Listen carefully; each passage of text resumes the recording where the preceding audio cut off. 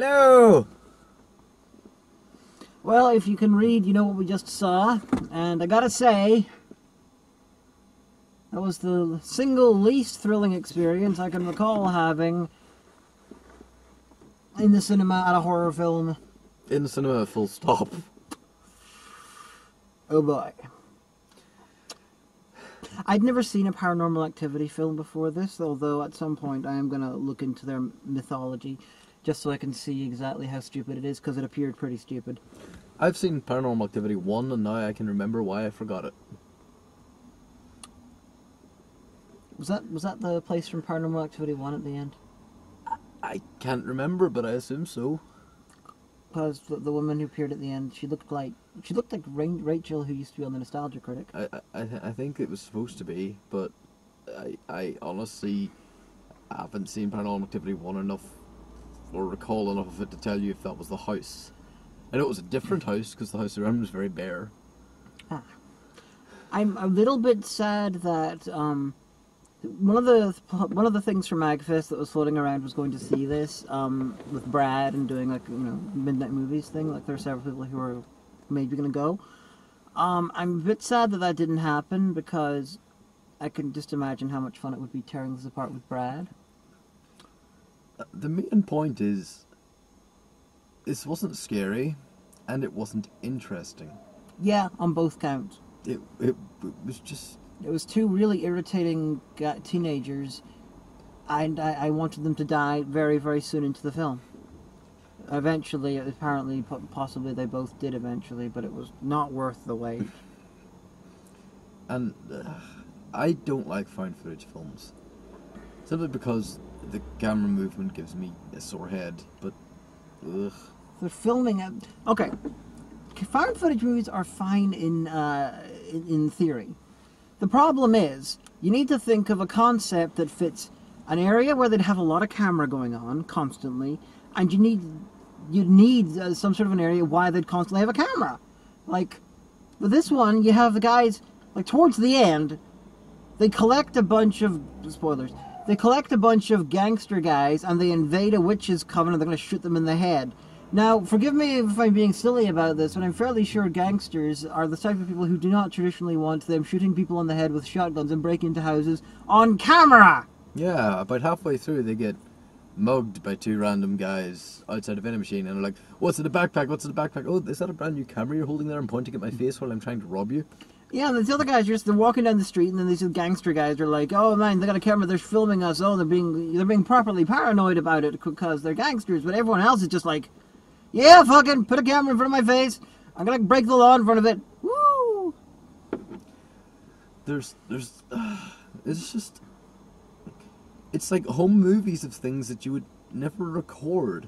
Yeah. The only found footage movie that I can think of that actually worked in that regard, and it wasn't good, but it worked in that regard, was Apollo 18, because they filmed fucking everything inside the fucking machine. Space thingy. They filmed all that, or at least if they didn't, it's the sort of thing that, a layperson like myself would assume they probably did film. So it's fine. But this one is just like, I'm carrying a camera everywhere, no matter what happens, even though it makes no fucking sense. Filming, you fucking idiots. Oh, dude, I've managed to attach my camera to this washing basket. You should skate down the stairs on it. Oh, by the way, we're going to cut to another shot and not explain where the other camera is. Yeah, we got a second shot, and we got two cameras now. Ooh. And we'll never have two cameras again. And then they got the other issue with found footage movies is who fucking found the footage. I want to know who found the multiple tapes in this. They must be in multiple locations, because they at least at one point removed the footage from the fucking camera and put on a thing to watch it, because they filmed themselves watching the fucking footage. So this footage must be in a separate place. So, who found this camera and was able to find the original footage to edit this together? Maybe it was just a massive SD card. No, they're not that big. They would have had to go through if they're filming this little bits of minutia, they must have been filming fucking days worth of stuff, and no SD card is that big. None. True. The other, this is another problem. The most hilarious... There's a handy cam. I think we saw that in the mirror. The most hilarious version of this problem is Apollo 18 again, because the footage they show that they've got footage that's broadcasting back to Earth, which is fine. But then they also show that they've got like 8mm footage, and sometimes they use that. But the space shuttle blows up, or it's stuck on the moon or something. There's no way in hell for that footage to make it to Earth. Yet it did. But if you're making a found footage movie, set it in a place where they have a lot of cameras going all the time, where the footage is kept. Not in the same location, just make sure that the footage is kept. Best place to do a found footage movie? Central London. Yeah! I was thinking about that. Yeah, the UK would be a natural place to set a found footage movie because you would not have to rely on idiots carrying the cameras because there's CCTV everywhere. Including in this car. And women's bathrooms. That's now legal. Is it? Yeah, not men's bathrooms though. Interesting. Wow. Yeah, but anyway, so there's these two annoying Hispanic teenagers. Apparently they're living in the same house, but apparently later they're not, in this apartment building, and I have no idea. there's an old woman downstairs who makes weird noises at night that travel up through the vent, because apparently in apartment buildings you all run off the same AC. I don't know. Yeah, and they were being really horrible to her and calling her a witch because she was an elderly lesbian. Yeah, and sending young kids to harass her and setting off bombs outside her house. Basically, one of these two fuckwits dead. They fucking deserve to be possessed, / whatever, what the fuck was going on. But I want to know, why the fuck did the witches... They have this map to show, oh, this is where the witches work, because apparently someone else can just come in from another Paranormal Activity film and tell them that information rather than have them discover it themselves. Yeah, some girl. Because the rest of the time is so important for character development. Oh, God. Character development. Character development. Yo, homie, no, don't go to... Don't... Oh, you crazy, homie. Inflate that up. Inflate that fucking thing. Let's fall over. Ah! But because we couldn't have them discovering shit, she just wanders in. Hello, I'm from another Paranormal Activity film, probably. Here you go. Oh, but then they have a map. This is where the witches live. I don't know why we know this, but it's like it's like the center of a massive drawn-on swastika.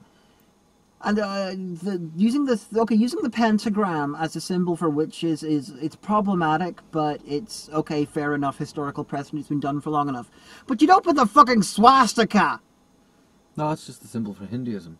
Well, there's the one of them. There's the Hindu one and the Nazi one separate. I think these ones are using the Nazi one. It's just like, dude, you're picking on witches enough. Yeah. Hey, not only are these. Just another thing. Fuck Wiccan and all that shit. That's brand new. But historically, I really want to bring this up. Historically, witches weren't always female. There are cases where, like, the Salem trials and shit, where a lot of the witches were female, but even then, there were... From the cultural point of view, yes, the Wicked Witch is a girl sitting on a broomstick with a funny hat. But in a movie that at least looked into random mix of Catholicism and not voodoo, you think share quite a bit of its iconography with voodoo, though. Yeah. You'd think that they had at least looked into history and seen, oh, sometimes witches are men. And sometimes, you know, when they were running around and the guys had been killed and then there were witches attacking and they were getting shotgunned, and that was fucking hilarious. And then suddenly the guy like turns around and suddenly we discover that witches can be Ann Coulter. You don't notice that when it's just like something, ah! I hate liberals! Ah! Yeah. Another thing about the why the fuck are they filming here? The boy who gets possessed, the first one, his grandmother only speaks Spanish because, you know, she's like the living version of this trope where, you know, you have the person who understands English but only speaks another language. It's like, I haven't seen this done so unironically in a film in ages. Yeah, she understood everything fine, but she only spoke Spanish. But she goes to a shop. I'm not too sure what the shop was selling. It looked like candles. It looked like it was basically, it would be called like a holy shop or something. Yeah. We have these in Ireland where it's just literally selling Catholic iconography and like scented candles and shit. Yeah, but they'll go to this wee holy shop and it's like, blah, blah, blah, blah, blah, blah, blah, in the background. And it's like, what's she doing? She says she needs a blessing. Oh, well, that's okay. We have a secret voodoo warehouse in the back. Yeah, you're going to let some random teenage kids take a camera into your secret voodoo warehouse? Which had like candles everywhere and stuff, like it was ready for rituals and stuff. And it did look very voodoo, although it wasn't quite voodoo. So no, it wasn't voodoo. It was like South American voodoo, or maybe they invented something, I don't know. It's like they thought, hey, It's like they watched You Only Live Twice. It's like, hey, that looks really... You Only Live Twice? Is that the right one? No, that's one in Japan, and you were talking about Live and Let Die. Live and Let Die. That's... Sorry, James Bond maybe they'll confuse me. But it's like they watched Live It's and a Let Die. totally different Bond! Just the names. Not the... Live and Let Die is Roger Moore. You Only Yes. Live Twice is Sean Connery. Well, yes, You Only Live Twice is the one with the guy with the bullet in the head. I know that, no, it's just the names. They're all the same name. Although I think they might actually be back to back. I'm not entirely sure. No. You Only Live Twice is followed by Majesty's Secret Service, which is followed by Diamonds Are Forever, which then is You Only Live Twice. No, it is then is Live and Let Die, I think. It feels like this temple was set up by somebody who was like, hey, all this shit and that looked really cool. I'm going to Google image search voodoo. Oh, I found a Tumblr post saying that voodoo is being quite badly treated in the media, so I'll change these slightly. Yeah, there was several things that just look really, really like it. I'm fairly sure South America doesn't really do voodoo, but this might be like Day of the Dead stuff. Whatever. It looked like there was a hell of a lot of Latin culture appropriation going on. Yeah. Also, kids 18 in 2012, was that right? Yeah, this apparently you got the kid who says that they're 18. Oh, before you go on to that, who the fuck who's 18 right now or 18 a year ago, who if there's any 19-year-old out there who has a fucking 70s boxed version of the Giant Simon, please contact me. I'd like to buy it from you. That thing's a classic. Like, nobody of that age is going to have one. I'm sorry, that by 1995, the Simon that you could buy was about a third of the size of that one. Yeah, they were using that to talk to the dead because Ouija boards are so last season. Although it is very apt because Ouija boards were invented as a toy. Yes, So by Mattel. So very, very apt. Using a toy to talk to the dead. But these kids are allegedly 18, and it's 2000. It's the class of 2012, so this might go into 2013, but it's definitely not before 2012, and they're 18. However, they state, oh, well, look, here's photos of my mother when she's pregnant with me, and on the back it says very nicely, big letters, 1999. So, time travel. This is as bad as timekeeping in a horror movie, since Texas Chainsaw 3D. There was no plot. I'm guessing this is just a Latinish rerun of what happened in the last couple, because Yeah. I got nothing. One of the things I've heard say is that every single one of those scares is from another one of the Paranormal Activity movies. Oh, good. I can believe it. I'm not educated enough in them to say yes or no to that, but that was my brother's thing. He's went to see them all every Halloween and January, and he's like, yeah, it was shit because, you know, they took this scare out of this movie and this scare out of this other Paranormal Activity movie, and it was just all regurgitated. Although I have to say, what with this and Saw, Saw having so many parts, it's like living in the 80s again. And it's nice that horror films are getting a pointless amount of sequels. Admittedly, most of them are going to be shit, but it's nice. It means you can buy a big box set of shit horrors. We don't even know if this is shit yet.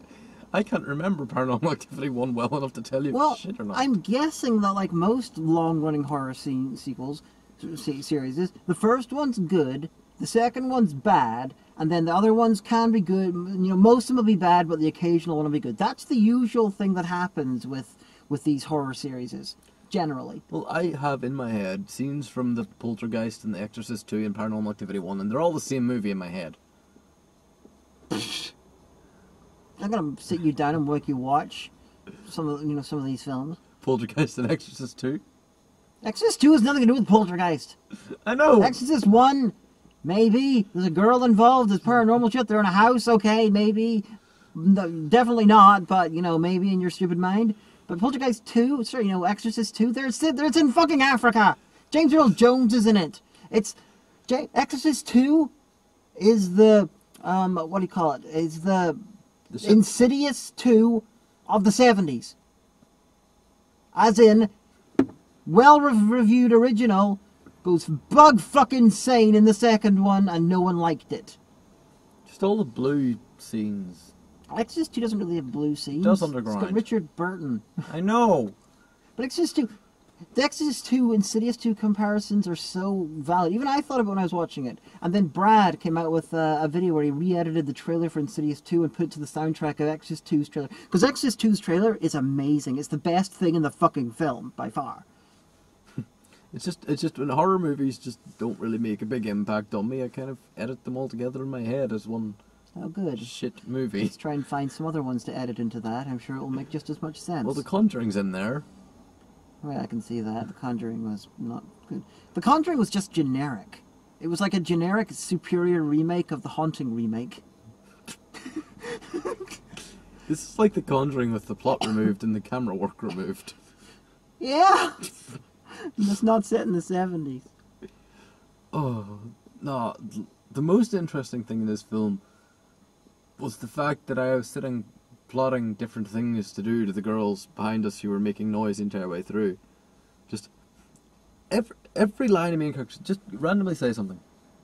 Hello, I'm William Wilberforce, the abolitioner of slavery.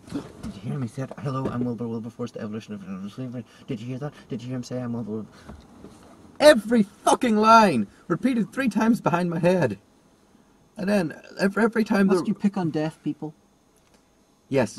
And then every time there was a bit of quiet, it's like, oh my god, oh my god, oh my god, Honestly, oh my god. I don't see how that would make the film worse, and it would just make it more art housey, so it possibly would improve it. But this film was so boring, I spent most of my time watching it either counting down to the jump scares, or predicting what the Simon would do, or plotting what I would turn around and say to these girls. You know, people like to shit on Blair Witch 2, and it is well deserved. But at least Blair Witch 2 attempted to do something. It didn't do it well, but it tried. With this one, it's just like, yep, let's just do more found footage things. What is the fucking chances of these 5 apparently connected stories all having idiots who are filming fucking everything? What's the fucking chances? Oh, the 4th one, I think it was all on a pervy angle, like Oh, okay. this guy wanted to tape himself fucking his girlfriend. But I haven't seen it, I only saw the trailer, and that's what I took from it. I'm gonna watch these for this. I might have discovered our next marathon. Oh, joy! I'm still not entirely sure. You know the horror series, which actually long-running horror series that has the best hit record? Elm Street. No. Child's Play. Oh, 6 films, 5 good, 1 okay. That is unheard of. I suppose. It's possibly because Don Mancini wrote all of them and he directed 2 of them. Elm Street had 5 good, then 5 okay, and then shit. Well, it's also got it's got the ones you don't like very much. Plus, it's got the remake. Plus, Freddy vs. Jason. The more you get, the harder it is to keep your hit rate up. Yeah. You know, not even George Romero managed that with his zombie films. The sort of hit rate. One thing I will say, it feels like if I was a fan of Paranormal Activity 1s through 4, this was 5, right? I think so. Yeah, then I probably would have got more out of this. It felt like there were references in there I was missing. Yeah, it's not often I go into a film and have absolutely no idea what the fuck's going on and it's a sequel, although, amusingly, that's exactly how I felt whenever we watched Insidious 2. It's just like, yay, they're assuming we've seen the first one! Excellent, they're treating us like adults! Oh god, I fucked up. Well, at least Insidious 2 give you something. It had a slightly closed plot. This didn't it? It's just like, I'm going to randomly start recording. Oh look, helpful ghost, it made me a skateboarding legend and I can throw people with my mind and I can do a trust exercise with nobody there. You should do that. Ah, you fell off a chair. Oh my god, I'm not going to be amazed at the superpowers I've somehow gained. I'm just going to trick my I thought they were turning into Chronicle for a moment there. Chronicle's awesome. There was this wonderful bit where, okay, about 3/4 of the way through, they remind the world that their camera has night vision capabilities, which would have been the only reason I can think of why they would do that was to set up them using night vision stuff in scenes where they were almost in total darkness. But no, they just used it for one scene, and then they forgot, and then they run around in the dark later on with the regular camera. But in the night vision scene, you have some wonderful special effects, just this guy popping into reality from fucking somewhere and screaming and exploding shit. And I was gonna call it Grave Encounter level special effects from a found footage movie, but no! That is unfair. Grave Encounters ones are actually fairly good. It's not a great film, but the special effects were okay. We're talking The Last Light level special effects for a found footage movie. Do you know The Last Light? No. Ooh, do you? If you watch my Nana Views, you've heard of it. It's the 3rd film by George Clark, who did Battle of the Bone. He did a found footage horror movie. Well, mostly found. It's found footage style, it's not technically found footage. Huh. And it was it was okay in parts. He's getting better. I'm curious to see his fourth film, which is a slasher movie. You like slasher movies. I'm curious. I said splasher, I'm sorry. The guy, let's call it Splash Zone. The guy, George Clark, he's getting a little better each time. So Bizarrely, every time I say George Clark, I think about the famous architect. is he an architect? He does architectural shows on Channel 4. Yeah. Well, this George Clark invented the Charlie Chaplin time traveler meme. Cool. So yeah, this is shit. It's really shit. It's really boring. The characters are really obnoxious and you can't sympathise with any of them apart from maybe the old grandmother, but that's because you don't understand a word she says if you don't speak Spanish. Yeah, and the witch, and... Well, yeah, the witch who was terrorised by two young kids. And then we got, like, you know, these other witches who are running and screaming. They're like characters in a Silent Hill game. It's just suddenly... shotgun. Actually, it was like Left 4 Dead. Yeah. It was like the witches in Left 4 Dead. They Just- were... It's fucking stupid, guys. Also, I've heard of firing from the hip, but that guy was firing the shotgun between his knees. He was actually holding it down by his knees and like... It's fucking stupid. Stupid. Sorry about my voice. I got con flu after MagFest. But, yeah. Do you know what? The effects in this were okay. I can't fault how they did that. But, if you take out the effects and imagine just this made, it feels like something two guys in the first year of film school made. No, it doesn't. They would attempt to do something good, and they would fail. This is someone who doesn't give a shit. Okay, it feels like something that it feels like something I was part of called Derry Shore that was made in my first year creative computing student whenever they were told to make a film. Why were they told to make a film? Because creative computing, they have to be competent at art, music, and filmmaking, apparently. Okay, what was Derry Shore? It was a piss take of Jersey Shore. I did a lot of camera work for it on an iPhone because they couldn't procure cameras. Okay. You know, I'd like to see a film. You know, they got these found footage movies. Mm-hmm. I would love to see a film entirely filmed on webcams. Some sort of a situation where the internet would keep going and you'd have people contacting each other, a la the episode of Urban Gothic The End, but better, less stupid. Apparently Paranormal Activity 4 had some stuff over Skype Okay, so as a reason to have... they were attempting to do something different, good on Paranormal Activity 4. I'm guessing it's not good, though. I would love to see a film just entirely composed of CCTV footage. Yeah, that's another one. This is the sort of thing that you should be using. Don't just have, like, an idiot holding a fucking camera. Just... Or even, you could even have, like, walking in the background of a news reporter or something. Don't just... found footage, be creative. Don't just be like, hey guys, I got a new camera, so I'm going to film the next 3 weeks of our life. Bro, why are you magically holding the dog in the ceiling? Why can't I put the camera down and stop you? Why am I going to hold this camera while we're being robbed? Why am I going to continue to hold this camera while this is going on? Why am I going to continue to hold this camera through a car accident? Why am I going to set this camera down at a very convenient angle so we can see down the stairs while I check this dead person? Are we going to have a deleted scene where he goes on, like, some sort of Oprah or something, or Jerry Springer or something? I can't let go of my camera! Oh, it's so canon! My arm is really tired! Also, there was like 10 minutes of this film devoted to drawing a dick on a guy's face.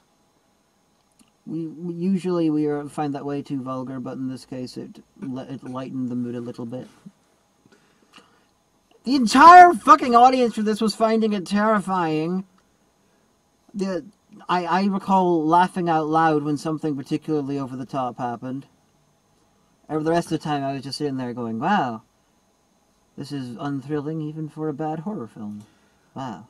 Yeah, the ones behind us, every time there was a jump scare, like, ah! Oh my Jesus, oh my God! Ah! Oh, did you see that thing? No, did you see what happened? Oh, it's Jesus, God, Jesus! I'm fairly sure it wasn't Jesus. I'm pretty sure as well myself. They were blind. But, I was sitting there like, meh. You did laugh out loud a few times. There was one very loud guy at the very back of the cinema who just, he kept going, ha ha ha! And I was like, good on you. I don't care. Ah, ha, ha. That's hilarious. That guy's dead. Who the fuck sets off a firecracker outside somebody's house? I don't know. I don't know. The full time there, I was just thinking, I hope they're not under like a plane or path or something, because even if it wouldn't actually physically damage the plane, it would give the pilots a bit of a surprise. It's not really nice. Oh, I wonder if they're setting off this bomb. This guy jumps off a roof and lands in the bin and is like, Spider-Man, and runs away. And then boom. Then bang, explosion. Fuck this. I want another Final Destination movie. I like Final Destination movies. Where we saw the last one and you didn't know it was going to be actually the prequel going into the first one, and it's like, oh my god, these are a loop. Mind is blown. Yep. But anyway, this is terrible. But enough of you morons are going to go to see it like us, because we're fucking morons, and it will make a 6th and a 7th and an 8th and please fucking stop. Saw stopped. Eventually. Well. Without actually answering all the questions. Saw just continued throwing up questions and stuff. It's like, I have mental problems. I just can't answer anything. Ah! I don't like Saw. Please stop. Just stop. Also, creepy girls in night dresses again. Yes. They flashed up 2 creepy girls with long black hair, fucking pale makeup and night dresses. And Ann Coulter looked like a deadite. It's not scary. Stop doing it. It was scary back in the Hammer horror days or something, but No, what kicked it off this time was the Ring. yeah. See you later. Bye.